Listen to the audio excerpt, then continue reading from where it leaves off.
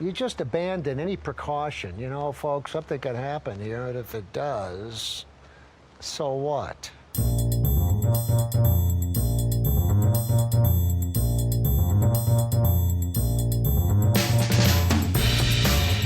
Hey friends, welcome to Nathan for Us, a Nathan Fielder fan podcast. My name is Kelly. And hi, I'm Megan. And we should probably first address the elephant in the room, which is that if you've seen the title of this episode, we are talking about something that is not a Nathan Fielder project today, but something that we felt was in the spirit of Nathan Fielder. Yeah, it's a little silly, a little goofy, and Nathan doesn't have that many projects that we haven't already talked about, quite frankly. We've talked about him a lot. Yeah, we really enjoyed doing the rehearsal where we got to talk about stuff in real time. So we figured that with the season 2 of Jury Duty coming out right now in different batches of episodes, and it again being similar to Nathan Fielder type of shenanigans, we thought that we would talk about Jury Duty Presents Company Retreat. Yes, and then we will go back and do how to. So don't worry. But just while it's coming out live, we thought that it would be fun. Yeah. Should we also talk about what we were doing while we took a little hiatus? I thought that was the elephant in the room. I was like, we came back so much faster than last time. I was like, we were so speedy, actually. I mean, I feel like people will be more confused about the show choice than like really being like, oh my God, where are you? Like, if you guys know, if you know, the real heads know, like we're around, we're on social media, like we're out there, we're doing stuff. Accessible. Yeah. Like people follow me on Letterboxd, I think. So they saw me watching one battle after another. Okay. That was a really good movie. But yeah, I guess we've already discussed that quite a bit. We were saying that everyone goes through the same journey where they're like, oh, Leo's back. Oh, he's kind of creepy. Oh, the women he dates are way too young. Like, that guy needs to, like, get out of here. And then he has a few scenes where you're like, oh my gosh, he's the most incredible actor I've ever seen. He's incredible. He needs to be in every movie. So that's the journey that I personally went on. Yeah, not unlike the journey of people listening to this podcast. They're like, oh, they're dating way too young. Little wiser, dating too young. And then they listen a little and they're like, you know what? Best podcast ever. Totally. Yeah, very relatable to Leonardo DiCaprio. Just so similar. Do you want to talk about what else we've been up to? I guess it's been like maybe 3 months since we recorded. Yeah, we had Christmas. Merry Christmas, everyone. It was lovely. New Year. Hope you've been sticking with some of your resolutions. We both started taking classes. So Kelly took a creative writing class, which is very exciting. Do you want to tell everyone a little bit about it and maybe hit us with one of your favorite short story ideas? Yeah, I did take a creative writing class for the last couple months.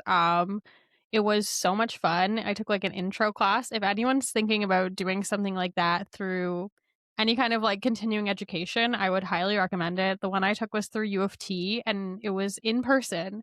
So I actually had to go every week to meet this group of people and we workshopped stories. And it was just such a cool experience. I took some creative writing in university, but never something this intensive, I would say, where like you actually had people critiquing your work in real life. Like you have to sit there and read something and then people have to tell say you. Say it to my face. Yeah, literally. It's like, don't be a fucking coward. Tell me what you think. Yeah, my only issue now is like I have all these stories. I don't know what to do with them. So if anyone is into short stories or knows like what I could do with these short stories, I am just sitting on a bunch of short stories that I'm like, oh, these are fun, but yeah, I don't know where to go with them. And I feel like they're really good and really creative. So if you ever decide what you want to do with them, or even if you want to share them, or I think at the very least, you should just like post them somewhere, or you could do like a little book that's like a collection of short stories. I feel like they're all really fun and unique and like very full ideas. So I feel like that was a very interesting thing that I got to still hear about. Yes, I did. I didn't use Nathan Fielder, sadly, but I did maybe. Yeah. I was inspired a little with a couple of my characters, I will say. But tell the people what you were up to. Yeah, I'm in firefighter school. I don't know why. I don't know. I was just feeling a little incompetent and thought that this would be a good way to become like a more competent human being. I don't know what I'm going to do with it.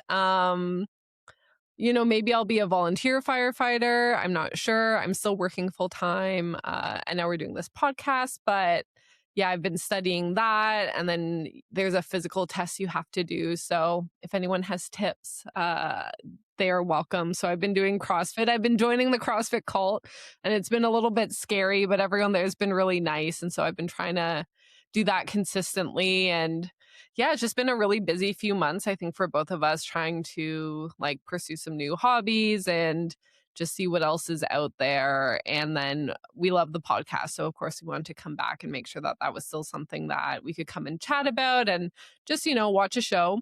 We are also, of course, watching Survivor. So You're welcome for not just making this a Survivor podcast, because that would have been really fun and really easy to do, because it's a very exciting season, very dramatic. So if you are watching, it is season 50. And for whatever reason, to add to the excitement, to hype it up, they are including a lot of celebrities, and a lot of viewers are making decisions. They had put out a bunch of options for how the season could go that people voted on. Did you vote for anything? No, I do vote for everything else. But I'm going to be honest, the Survivor voting fell pretty low on my priority list. So I did not. Yeah. I didn't vote on the season, but did you vote for stuff? No, I didn't vote on the season. I didn't even realize it was happening until the show came out. Yeah, I certainly didn't vote for like a 25-minute Zach Brown segment, which is what happened last week. So my point is, so if you are someone who does not watch Survivor, because I've tried to convince some people to watch Survivor who haven't seen it or are new to watching it, and they're like, what on earth is happening? There's like a Billie Eilish boomerang idol. Like Zach Brown has shown up for a reward. I know Mr. Beast is coming on. So I don't know if they're trying to appeal to a younger audience to try to get more viewers or what is happening, but it's a very weird season. Yeah. We can maybe like discuss some Survivor takes too, along the way or at the end if we want as well. Though I think we're both like enjoying everything except for the celebrity cameos. Yeah, Jeff rapped for a while, which was weird. Because, okay, you would think that watching Nathan For You would have trained us to not be embarrassed, like to not personally feel embarrassed by anything on TV anymore. But man, that was a really hard watch. Watching Jeff rap was maybe the worst I've felt in a very long time. Yeah, I'm just a little bit confused by where are Jeff's friends? Like, why aren't they stopping him from doing this? Like, why is production just like, yeah, Jeff, like you gotta rap? Like, there's no person who is standing on that beach who should have been rapping less than Jeff. Like, I would have rather heard Coach rap. The other thing is, like, these are returning players. A lot of the contestants at that point have known Jeff for years. And maybe it would have been, like, definitely someone on his team or he himself and his family should have known better. That the whole family would be embarrassed.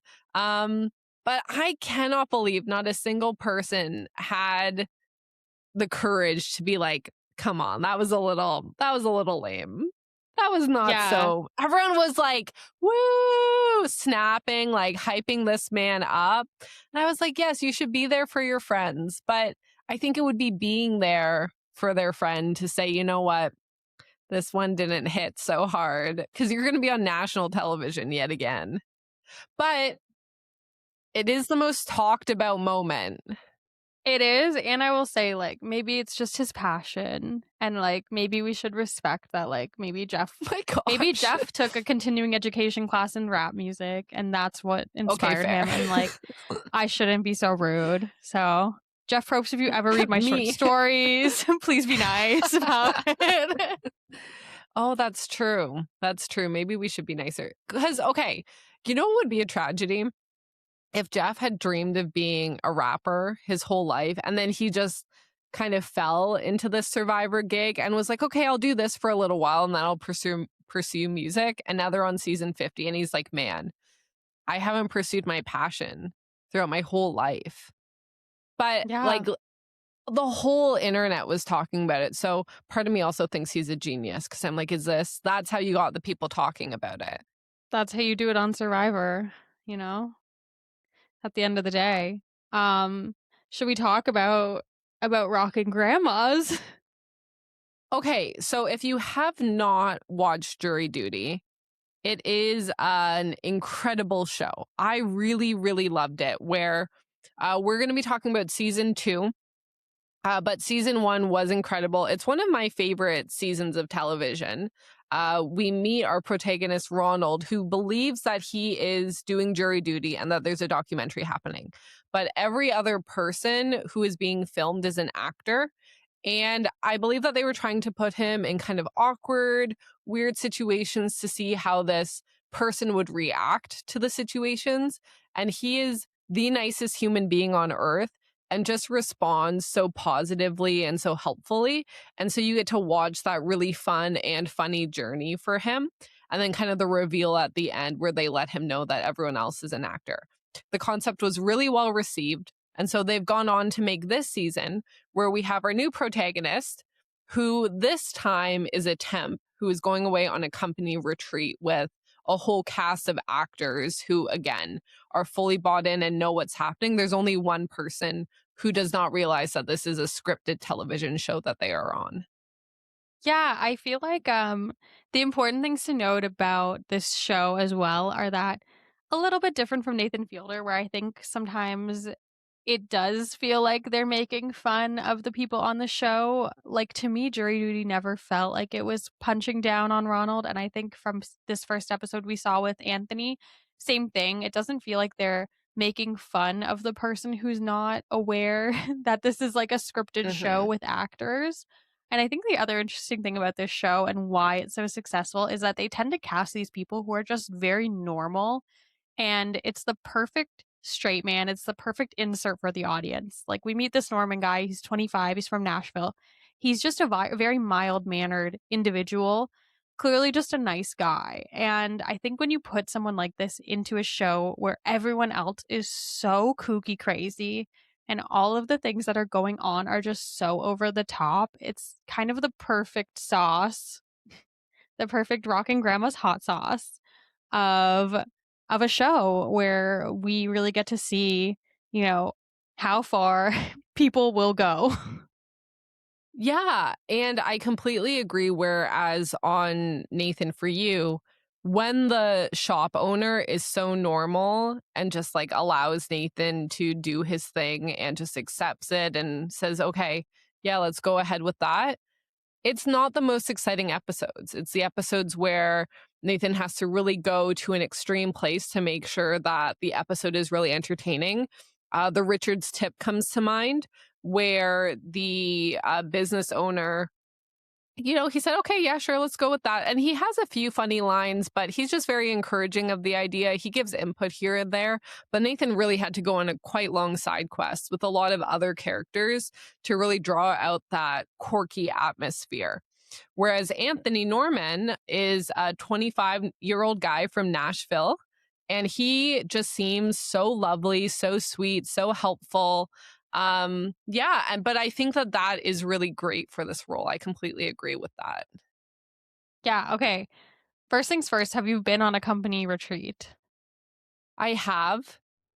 They do not get as weird as this. Even though it's the first episode and not that much strange things have happened, the company retreats I have been on have been very, very tame. How about yourself?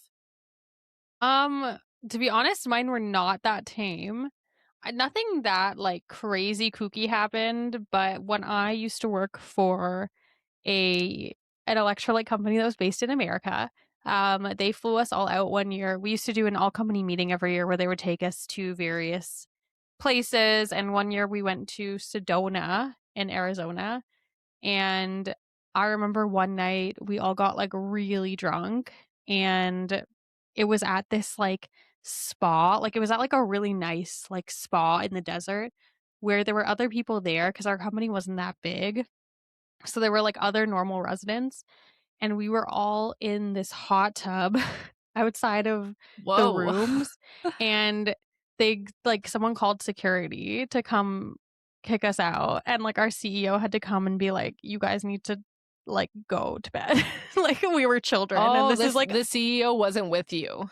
He wasn't with us in the hot tub, but he was like, guys, please. I will say our CFO did go out and buy us more beer when we had run out. So like not to throw him under the bus, but like there was some enabling happening. But I'd say that was probably like the craziest. They also we would like party like that, and then they'd make us wake up really early in the morning to work out. And it was like an unspoken rule that if you were out partying the night before, like you had to get to the workout too, or else you would be like ostracized by the company. At least you did get free electrolytes. So yeah. Which like we shouldn't have been hungover because we should have been like triple dosing. Juiced up, yeah. Yeah, Juiced I guess up. we don't see how juiced up. We don't see how kooky it gets. We get a little bit of shenanigans from HR. And I will say at most of the companies that I've worked at, HR is like the person who does not keep anything together at all. Like it's always someone who kind of takes their role as a bit of a joke. And if something like actually happens, like doesn't really say anything or do anything. And I was like, yeah, this HR checks out. Yeah, Kevin. I loved Kevin. Okay, I will say, I have known Kevins throughout my life. I've known multiple Kevins. None of them are called Kevy. Like, what Kevin out there is nicknamed Kevy? Well, I think that's just part of Amy's whole shtick, right? Because we also Multiple hear people. her. They're like, Kevy, I love you, Kevy. Well, because like, Amy also calls Starbucks Starbies. So I think this might just be her thing. Yeah. Okay, let's start at the beginning and we'll go through it. But I think that everyone hopefully you have the concept. Hopefully you can watch along with us now. We are going to go episode by episode, but they're doing drops in episode chunks of 3, I believe. So the first 3 are out, but we've only seen the first one. Yeah. Okay. So we see Anthony. He kind of opens up the show, tells us a little bit about himself. He's been doing temp work for 2 years, and he's going to Rockin Grandmas, which is a hot sauce company, to work kind of as an assistant. And we meet him on the day before the company retreat is going to happen. So he goes to the office to essentially meet everyone, kind of figure out the lay of the land before he goes on this little company retreat that Kevy is planning. Yeah, I also thought that HR was a weird role to plan the retreat, but I thought a lot about Kevin from HR was a big character this episode. I was like, why is Kevy from HR planning the company retreat? But he's very excited about it. He's even hired someone to help with it, which I've also never experienced, but maybe I've worked at, like the companies I've worked at are too small. Was anybody hired externally to come in just to help with the company retreat? No, we usually would have like a board of people, like 3 or 4 people would volunteer to be like, we want to plan the retreat for next year. And it was like a coveted position because like everyone wanted to pick where we were going to go. Because like we had a high budget and it was like a whole fun thing and whatnot. Yeah, working in marketing and events, normally team outings and retreats or like events kind of get put on marketing. So I feel like I've been very involved in planning like stuff that we've done with the team. Yeah, I feel like we meet a bunch of people kind of very quickly. So obviously we meet Kevy, we meet PJ, who is the receptionist, or I'm not quite sure what PJ. His role is. Receptionist? What's his job? I think he's the receptionist. You love PJ. What would you want to try his wasabi octopus chips? Okay, I don't like wasabi, but I would for bonding. You only have a finite amount of time to get to know everyone at the company. And so I would probably have taken a chip. How about you? Yeah, I think I would have grabbed a chip. Why not? You know? Yeah. PJ seems like a fun guy. So I feel like he seems very fun. He seems like the kind of person you want to get on the good side of. Definitely. Yeah. He does a good job acting as well, being like, oh, where should I look at the camera? Should it be over here? I was like, yeah, get him, PJ. I was like, excellent job. He seems like a very fun, big character who hopefully gets more involved later. He talks a little bit about, have you ever used a tongue scraper? I think I have like once, but it's not a big part of my life. How about you? Yeah, I mean, I'm not scraping every day, but I recently have gotten very into flossing, much more so than I used to be.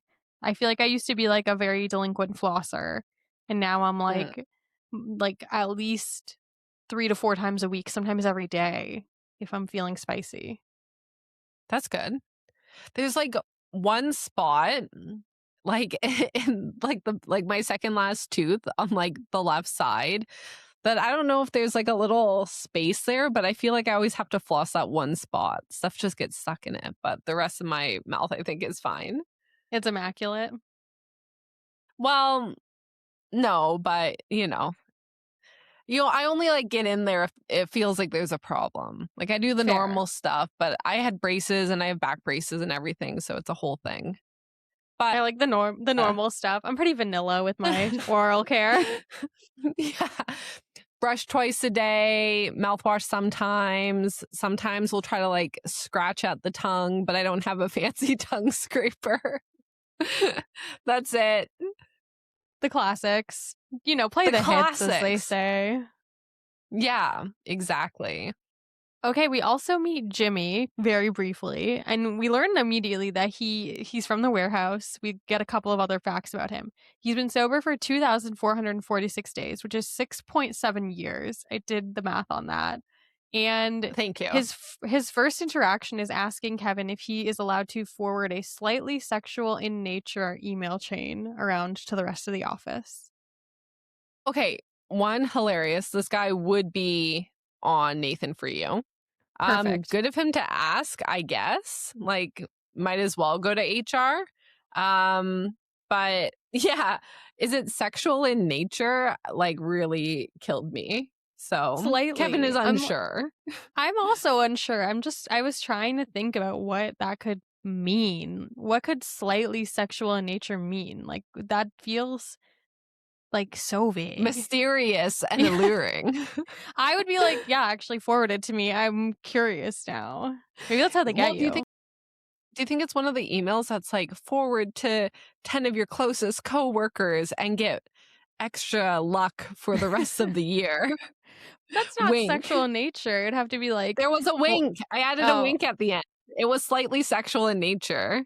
I thought it'd be like, yeah, like forward to 10 of your coworkers and like a hot lady will scrape your tongue for you later tonight. Whoa.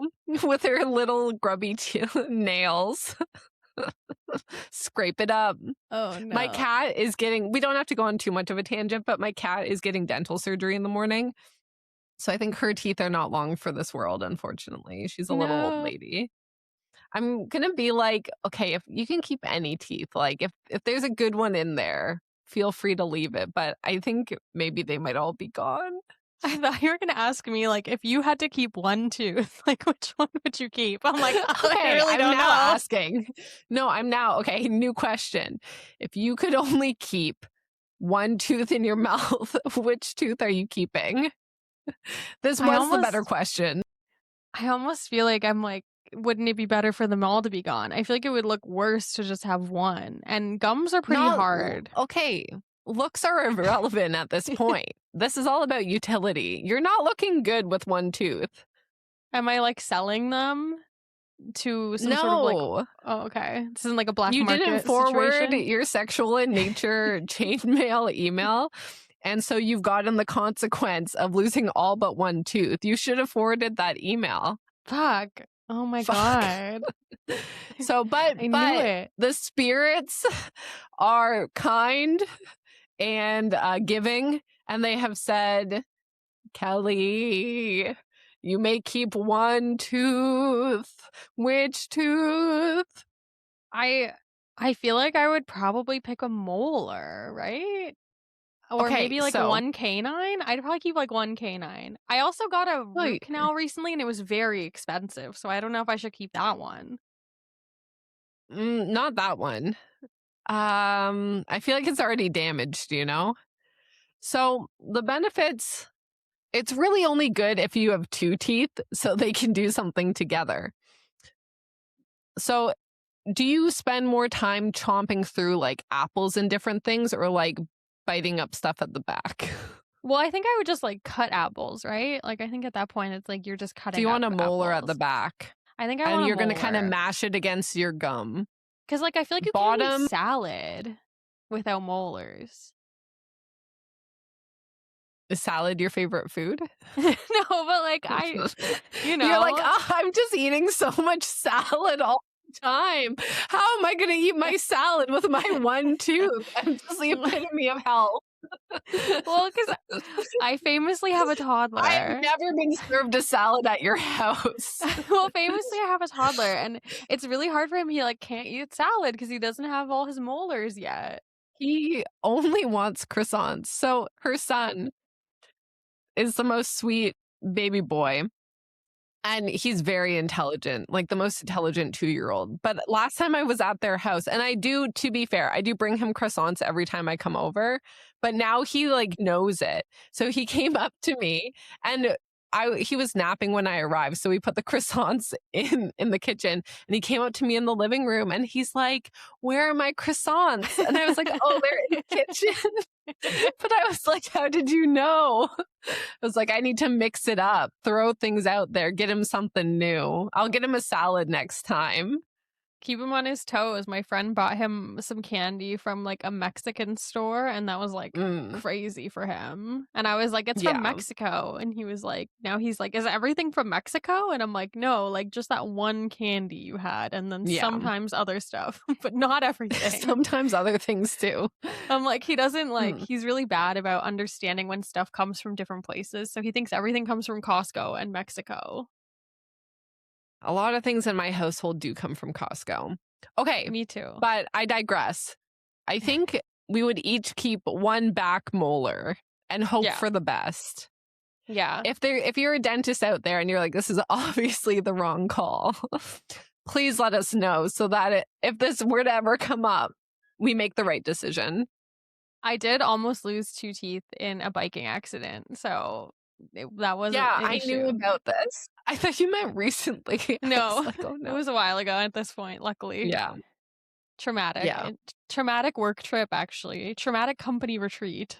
Yes. Yeah. And you were in America too, so all the dental work and everything is a problem. Shall we talk about Amy and her intro? But most importantly, I want to talk about her Starbucks order, which we learn is the same as Taylor Swift's. Yes. Okay, I did not look up Taylor Swift's Starbucks order because I assumed you knew, and I also assumed it was something chai because she loves chai. I wrote it here. It is a grande caramel non-fat latte. And then... Okay, I was wrong. Someone said she has been known to get a PSL as well. Okay. I don't like PSLs, but we don't have to spend the whole time talking about Starbucks coffee orders, but they've made some wrong decisions. Also, saying Starbucks is a crime. That's Kevy and Starbucks. She's quickly becoming one of my least favorite characters just from that alone. Especially when we learn that she's 40. Because at first I was like, oh, maybe she's like the actress. I feel like not that anyone like, oh, like she looks 40, but like she could have been younger to me. Like she could have been in her mid 20s or like early 30s. Yeah. So I thought maybe she like looks fabulous. She's just a little young. But then later in the episode, we learned that it was her 40th birthday. So anyway, yeah, Amy is who we're talking about, if we didn't say that. And it also quickly becomes obvious that there's something going on with Amy and Kevin. I thought they were fucking. We'll talk about this, I guess, in a little bit. But what was your first reaction to this couple? Yeah, so to me, it seemed clear that they were trying to set Anthony up for something. Like when she came in. Also, it is weird to say to the HR person, like, oh, love you, Kevy, and stuff like that. And then when we learn, because they're talking about Amy, that Kevin is planning on proposing to her. So they set it up as if they're dating. And I was waiting for Anthony to say, like, oh, how long have you been together? Like, I felt like they were setting him up to inquire a little bit more and to realize that, oh, they are not together at all and are just friends. So I thought that they were trying to set Anthony up to go that direction. But he's just a big sweetie and is super enthusiastic and is excited to help him plan this proposal because we learned that Kevin wants to propose to Amy on this retreat. Is that a good place for a proposal? I guess in general, like doing it on a trip with a group of people or doing it in front of all your coworkers. I would say, but they do work together, so it is a little different because it sounds insane to propose to someone in front of your coworkers, but they do work together. And Anthony was saying like, oh, it really seems like you guys are like family and you're all very close here. But it does seem weird. I mean, I could see how it could be cute for the right couple. Amy does kind of give off that vibe that she would like, you know, a big public proposal, like just the way that she kind of is carrying herself in the office and how she reacts with like the birthday cake, and like she just seems like she would like a more public proposal. So I see why that could be, you know, Anthony could be more comfortable being like, oh yeah, I think she'll really like that.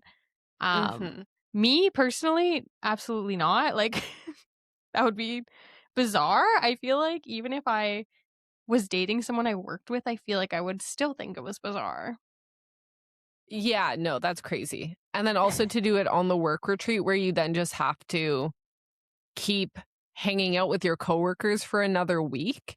Like maybe on the last day as you're leaving or something where you can kind of go away and be together or go celebrate or go do something. But it feels very weird to propose and then have to go and do a bunch of leadership building games and icebreakers and how are we going to bond and use all of this great information from our retreat to succeed as coworkers in the future. Like it feels like a weird transition. Yeah, I don't want to be like, if I'm Dougie or something, I don't want to be around Amy and Kevy knowing that they're like gonna go bone after they just got engaged. You know what I mean? Like you're gonna look your coworkers in the face weird. And leave together and be all like hee hee ha ha, we just got engaged. It feels bizarre. Uncomfy. Yeah, it's not the move. It's not the move. Okay. My favorite character who I'm dying to talk about is introduced in this scene. And that is Doug's. So Doug is the CEO of Rockin Grandmas. And he has a son named Doug Jr. We'll call him Dougie because that is just easier. Dougie number 2, baby. I'm obsessed with Dougie.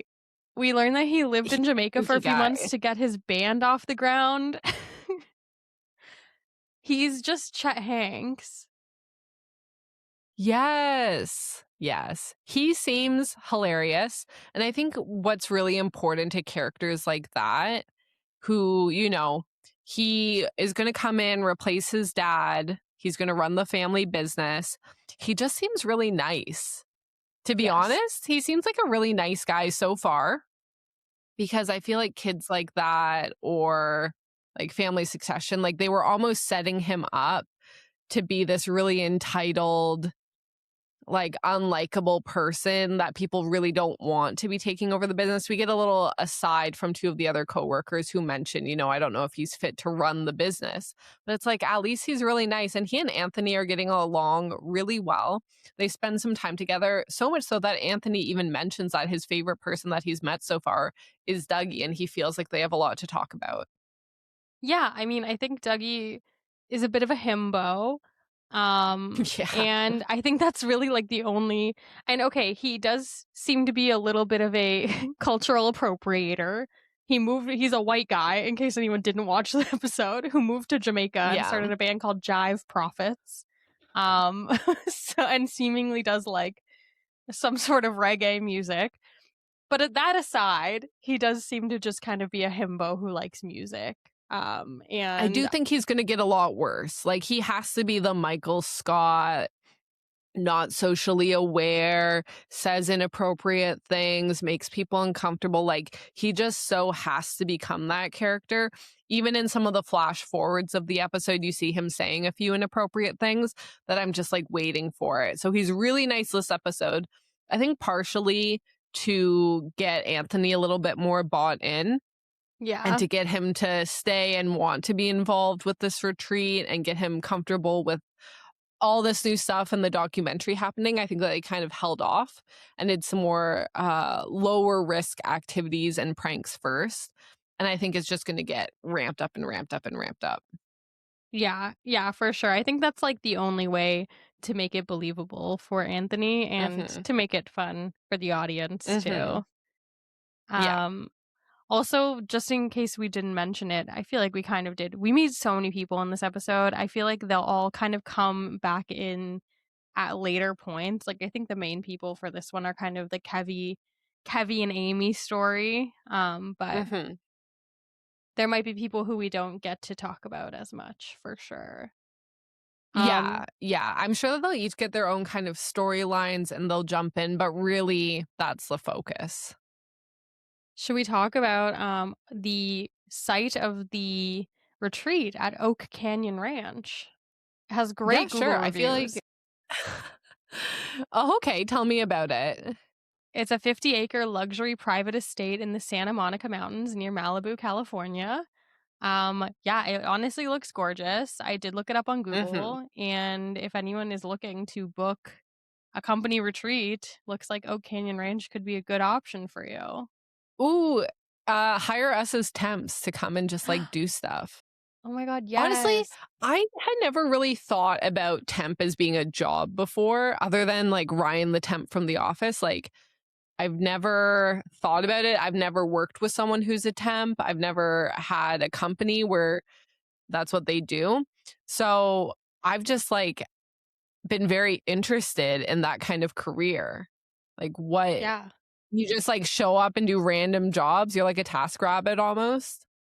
Yeah. I think a lot of them are like through agencies. So I think you hire like a temp agency and then they place someone at your company to kind of do whatever random work. And I know, for example, like at my company right now, someone is going on family leave, but only for 3 months. So we have someone covering for him, but like it's only 3 months. No one's going to take that as a contract. So we just have like a temp from a creative agency who's going to do it. Oh, very cool. But yeah, okay. Since they're based in Malibu, we do learn that the last people who were hosting a retreat there were the Malibu Realtors. And we learned that they're monsters who swirled cocaine around nightmare. in the karaoke machine. Sorry, in the karaoke machine. No, they swirled cocaine around in the cotton candy machine. The cotton candy machine. Which I didn't know how to Google it without sounding crazy, but like, is that a thing you can even do? Would that ruin it? I like sort of looked it up. Okay, good. Yeah. Well, okay. I was like, I'm not gonna go be pulling up the periodic table of elements right now. I also don't know what the chemical breakdown of cocaine is, if I'm being honest. But I would suspect cocaine crystallizes at a different temperature than sugar. But it must be a water-based substance. Do people eat cocaine? That's a great question. I think so. I don't think a little. So. I think a little. People definitely like put it on their gums, right? Because that's like another way to make it like really get into your system really fast. Man, one of us really needs to be cooler. Fuck. One of us needs to know this stuff. Like, what have you done for the last 3 months? I'm like, I took a creative writing class. It's like, I'm going to become a firefighter. It's like, we should have been doing drugs. Damn it. Yeah. It's okay. But if you love drugs, send us a note. Let us know. Is this a good idea? If you're a chemist, I would love to know if this. If you're a chemist or really fun. Yeah. I think I can't wait to the zoom in. Go back. No, go back. For anyone on YouTube, Meg got a new camera and it randomly zooms in on her face if she makes certain movements. But we haven't figured out exactly what movements trigger it. So she's just going to be really close up. Being true. Go away. Well, before we get into Kevin singing Hot, Hot, Hot, do you want to talk about ketchup versus hot sauce? Yes. So Dougie won, the original Dougie. is very excited about hot sauce, which like hot sauce is really big. He mentions that, it's the biggest condiment. It's way better than ketchup. And, there's not a ketchup show. There's a hot sauce show, which, we love hot ones and used to be super into it. But we also love ketchup. So I thought we were an excellent choice to decide, is hot sauce better than ketchup? I think the thing is, like, what do I use more? Probably hot sauce. I feel like I put hot sauce on a lot more items. I don't put ketchup on everything. Like, I'm not going to put ketchup on a taco, but I'm going to put hot sauce on it. Well, yeah. However, I think I would be more upset if ketchup disappeared from the earth than hot sauce. But what do you think? I feel like there was like a period of time I got to keep my hands down until I figure that out. I got to control these puppies. I feel like I had a phase where I just put hot sauce on everything and was very into it. But I think I might agree where there's like those 2 or 3 items like that I don't want to have to experience without ketchup, and I'm mainly eating just for ketchup. But it's not too many things. But hot sauce I would say is more versatile. But I think Big Ketchup has the market cornered. There's no like little ketchup brands that are sneaking in there that are able to run a real business. Maybe a few shops, but I haven't heard of any where there are so many hot sauce companies that are doing really interesting and fun things. But I don't know if there's that versatility for ketchup. There's kind of the main big brands, but I've never seen or heard of or even bumped into like smaller batch homemade ketchup. Yeah, I feel like there's a couple more like niche ketchup brands, but you're right. Remember when they made ketchup purple and all that stuff? Oh my God. And green. Oh, what a good time. Yeah, I wasn't allowed to eat that, but it looked incredible. They like sponsored my school's barbecue. Really? Yeah, so we like Purple only or green? had like purple ketchup and like I think orange hot dog buns. So really an awful combination. Yeah. One of the least appealing food colors is probably it was purple not and appetizing. orange. Yeah. Yeah, like I don't think that it improved my eating experience in any way. Okay, we did also meet a new character shortly after we see the hot scene. We meet Claire, who works in IT/web design. She's a remote employee, and she hasn't met anyone in real life. And this is where we learn that Claire thought Doug was dying, and that's why it was his last retreat. Honestly, I feel like this is something that is actually very relatable, that is going to happen more, where people are going to be meeting remote workers for the first time at events like this. And so I think Claire's like a really funny addition. She had a really great pan to camera where she was looking at him because Dougie had just coughed. Or I guess we could call Doug and Dougie. So Doug is like Doug Sr., where he coughed because she thought he was dying. So I thought that was quite funny. Yeah, it seemed like she maybe ad-libbed that line when they're all sitting together. That's the vibe that I got based on everyone's kind of reactions, but I could be wrong. It would be really funny if they did. We also get a rundown of some of the events that are coming up. Personally, I'm the most excited for the Doug Cathalon. Can't wait to see what that's about. Yeah, I really don't know where they're going to take it, because we started off so high with a secret event, which was the proposal. Wasn't on the calendar. Lieutenant Fun. We have a lot of like fun little gags starting. Also, everybody has necklaces with chili peppers on it. So yes, things are getting turned up. I also read an article that was talking about the fact that, anyone who hasn't seen season 1 of Jury Duty, one of the big gags is that James Marsden is in the show, but he's not playing someone. He just is James Marsden, who's been called to jury duty. And in the article I was reading, they were talking about how it would be much harder to have any kind of celebrity cameo for season 2 because, like, it would just make it too obvious. But I was debating if it's possible that they get someone from the Red Hot Chili Peppers to come in as a cameo. Oh, yeah, that would make sense.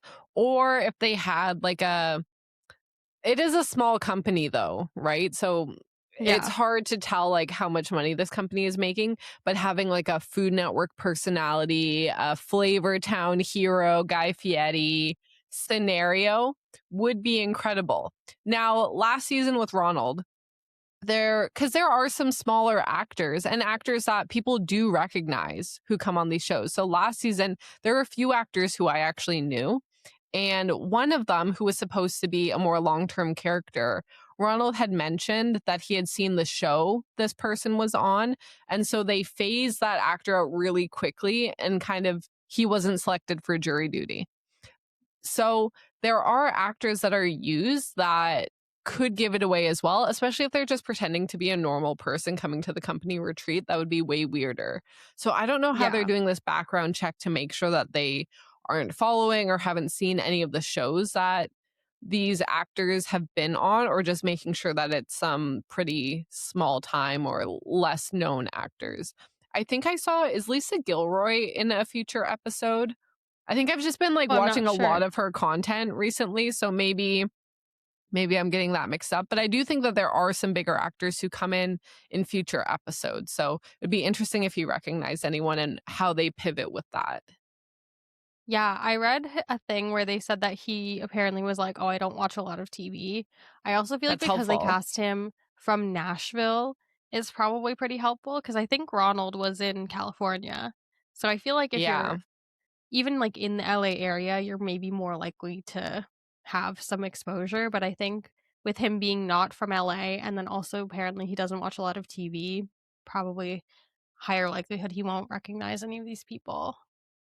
Okay. Yeah, Lisa Gilroy, I'm pretty sure does show up, which I'm like a little obsessed with her at the moment. So I feel like I'm like, how could you not recognize her? She's so funny and on everything. But yeah, I guess she's like on a lot of like YouTube internet things. I was like, oh, she's Canadian. Yeah. I don't think I would recognize her, to be honest, now that I'm looking at her. Well, I've just gone down a bit of like a very important people rabbit hole. I've been watching a lot of podcasts where she's a guest because she's just like big, silly, and very fun. So it'll be interesting. We'll see if he recognizes anyone or not. I didn't realize she was on The Zone. We could do a whole Lisa Gilroy spinoff. But I could talk about her a lot. She's so funny. She's so great. But I'm really excited to see her in this project. That's for the next unrelated Nathan Fielder episode. Yes. Very Important People is very funny. If anybody needs like a short kind of clip show to watch that's just like fun and relaxing and low stress. Okay, do we want to just jump right in and talk about the proposal? Yes, I do want to talk about the hats because it comes up immediately in the proposal.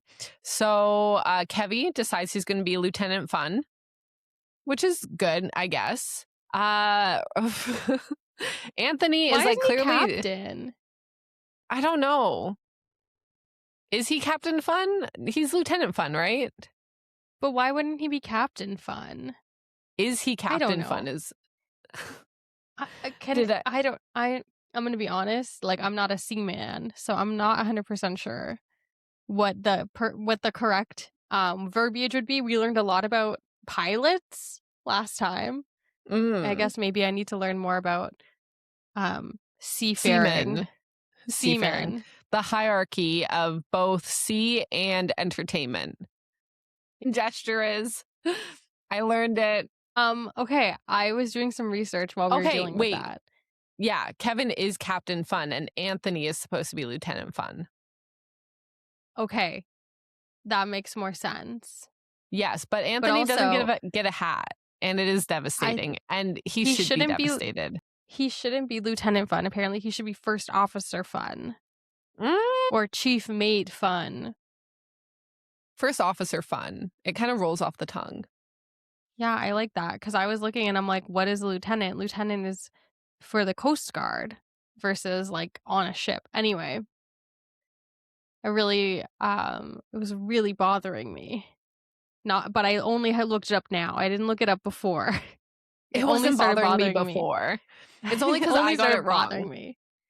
So we have Captain Fun, who has decided that he's going to propose to Amy, which he does pick a beautiful location.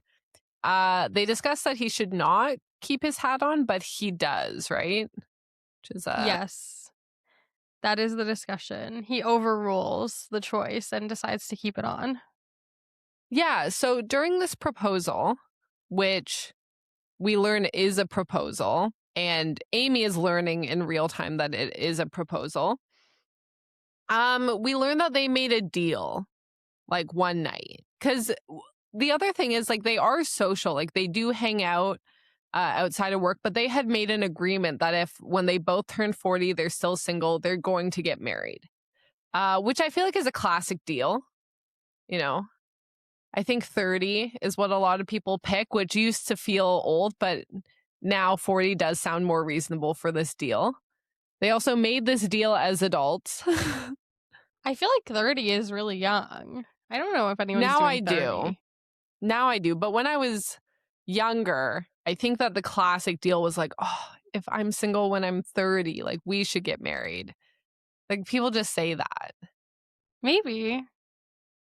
But now that I am past 30, that does seem insane.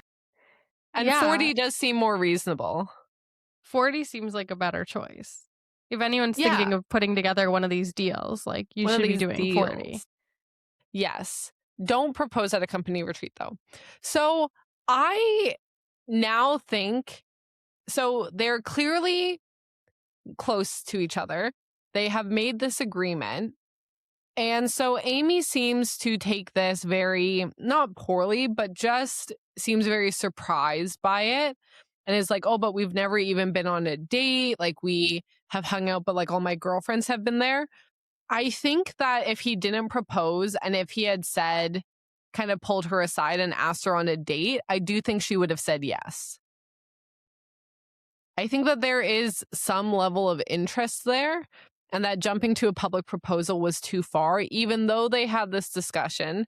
I think it was more jokey in nature. And if he had just said like, hey, I'd love to take you on a date, I think it would have actually gone over kind of well. I'm not sure if I agree completely. I feel like I always think people are like into it and you're always like, no. I'm always wrong. I think I famously thought that Dougie from The Curse and Asher were gonna fuck. So that was okay. That was insane. That was like one of the worst takes you've ever had. And I've had some fucking awful takes. But that one was truly bad. No, you can't stand by it. He let him die. It was an accident. It was an accident, Meg. Okay, but I do think I could see where you're coming from. My vibe was like Amy seemed more. First of all, I think that this like really turned her off. Like I think there's no way there can be a reconciliation. Like imagine how awkward this is going to be at the office after the company retreat is over. Yes, I understand that these are not real people, but if this was real, that would be crazy to have to go back to. Well, then he does a bad job of playing it off as a joke, which he possibly could have done if he had been a little bit better at it. Like, so he proposes. Amy is like, kind of, what are you talking about? No, this doesn't make sense. So he immediately plays it off and pretends that it was a joke and takes the ring and is like, oh, this is fake anyway, and throws it into a bush. He is then pretending it's a joke, but then immediately pulls Anthony aside and says, you know, that clearly wasn't a joke and I'm heartbroken and I need to get out of here, and proceeds to leave, which makes it seem like not a joke. And he gets away in his car and he tasks Anthony with becoming Captain Fun. He sends him to go and collect like the $8,000 ring he bought. And he drives away in a car that has like these cans tied to the end of it that are just clickety clanging as he drives away. Because again, what was the plan? She says yes, and you're driving away from the company retreat together? That doesn't make any sense. Yeah, it doesn't make a lot of sense. I do also like that Marjorie, who is the contact from the Oak Canyon Resort, she uses a confetti popper to say congratulations on the joke, which I thought was an incredible That was so moment as good. well. That was Super really funny. Yeah, I mean, Kevin is like, tell them I had diarrhea or that I got subpoenaed. It's like, Kevy baby. I don't know how Anthony didn't like just lose his mind laughing right there. Yeah, and also he is HR. Yeah. Like, Well, shouldn't you specifically not be proposing to people at company events? And we did get confirmation that Amy never sent him any sexts or even tasteful nudes, which I think was an important thing to add. Yeah, so Amy's talking to some of the other coworkers and the girls and is trying to explain, like, nothing's ever happened between us. I'm shocked. Yes, we kind of joked about this, but, we've never even been on a date. And the response of, you've never even sexted was very funny. It's so good. As if that's I think the bare minimum. Claire's low-key my MVP of the episode. Claire's very funny. Okay, but how do we think Anthony handles this entire situation, from the fake proposal, dealing with the fallout of the fake proposal, and then having to come back and tell everyone what has occurred and cover for Kevy? So he decides to go with family crisis, family emergency, Yes. which I think is a easy out. Now, what I thought was interesting from the show's perspective is they almost gave him an out. I thought that was really interesting. Yeah, they said, if you want to leave, this isn't your work retreat. Do you even want to have to deal with this and come up with an excuse and run this meeting? So they get him really bought in at that point where he's making a decision of, what, I'm going to be Captain Fun. I'm going to save this retreat. I'm going to be really involved now because I don't know why. I'm not sure why he decided to do this, but I thought that was such a risky thing to ask him to do. And I assume if he said, no, you're right, Dougie would have run up and tried to convince him otherwise, and there would have been some sort of intervention. But it was very interesting that they even presented that as an option to him. Yeah, I thought that was really interesting as well. I feel like it helps the audience a lot to be even more bought in Anthony as a character. Just seeing the fact that he's like, no, I want to stay. I feel like it really helps us connect with him even more, because what a nice guy to be like, no, I'm still going to stay and help out. Well, he might need the pay as well. It might be like, well, if I leave, am I not getting paid for this job? And I've already done all this, and it seems like a fun work retreat. He goes and he finds the ring that was thrown into a bush, which is great. So he's kind of done job number one. And I guess we'll see. I feel that Kevy needs to come back later. Or I wonder if they're fully making Anthony replace him as like running this whole retreat, because that would be crazy. Yeah, I hope Kevy comes back. I feel like we need to get closure on this whole situation that isn't just him running away. We see, Anthony tells them, everyone, we're going to have a good time. He's been promoted to Captain Fun. Dougie leads a conga line. And we kind of end the episode with Anthony doing a confessional to the camera, basically saying that he's feeling positive. He thinks he's going to be able to make the retreat a success. Yeah, I thought that it was great. We learn that they're like having fun. They're drinking on this retreat. They're having dirty Shirleys. They're having a good time. They're doing the conga line. Like it's a party. So yeah, I feel like it was a nice introduction for Anthony. Again, funny things happened, but nothing so crazy that you would think. I mean, the proposal is kind of crazy, but somehow they reined it in enough where Anthony has decided to stay. I think something I want to talk about is there were a few scenes where they were acting as their character when Anthony wasn't even around, that I thought was a little strange. And I don't really understand the point of that. I had the same question, because I can't remember if this was the case last season. Did they do their like confessionals in character as well? I don't remember. I think really Ronald was the only one doing confessionals. I don't remember other people doing confessionals. I think there was like if they were still acting, even if Ronald wasn't directly beside them, like if they were in the room, but also this group always moved around together because they were a jury. So it was always happening. They did. Oh, actually, you know what? They did have scenes where they were acting and Ronald wasn't there because I remember the whole soaking thing. Like they filmed and he wasn't there. They could have just described it. So yeah, I guess it's for us where they're setting up different characters and having us learn about them in that scripted way. But it does feel a little funny that this is all about tricking Anthony, where why are we seeing you when you're not even near Anthony putting on this persona? But it's probably so that we can get a better picture of who's who, what's happening, who is each character playing. Like it is still a TV show, so maybe we want to be more bought into the fact that this is a company retreat and it's helping us live in this world and we're getting bought in at the same time as Anthony. But it does make me think, oh, like what a waste if Anthony's not there. It almost makes me wonder why they're doing it. It would be as if Nathan were acting, well, I guess Nathan acted as himself in character sometimes when he was alone and would like be talking to himself and stuff on the show.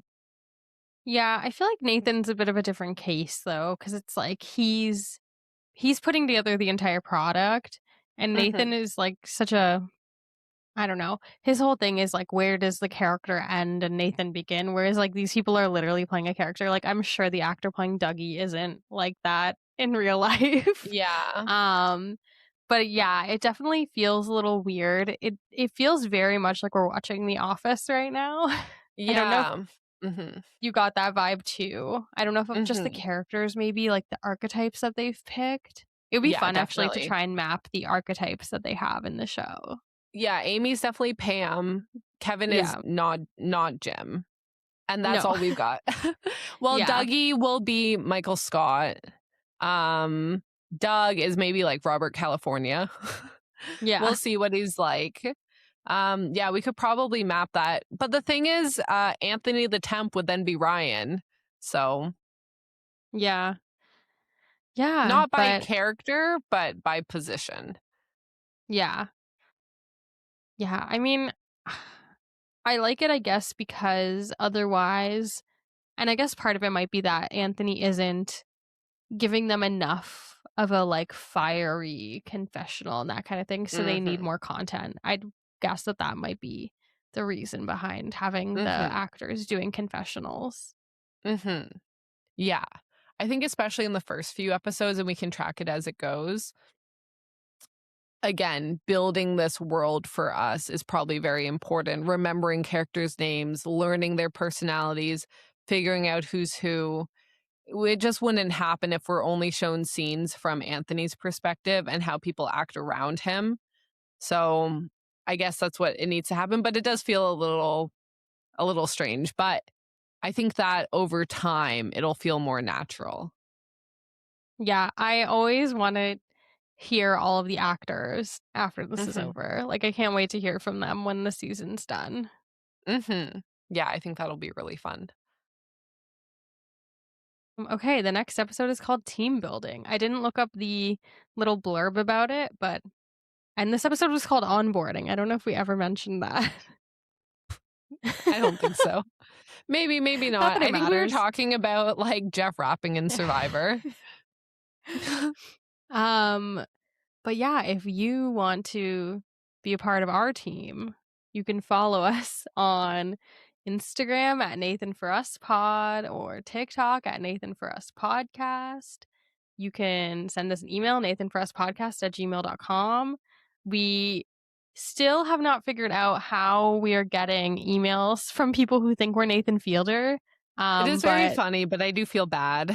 If someone writes us something where they seem like so hopeful to talk to him, or there's like this sense of urgency, I do respond and say like, hey, that's very exciting. Like, I'm sure like I'll comment on a little bit on what they said, and then I'll let them know, like, we're just a podcast. We have nothing to do with him. We cannot get in contact with him.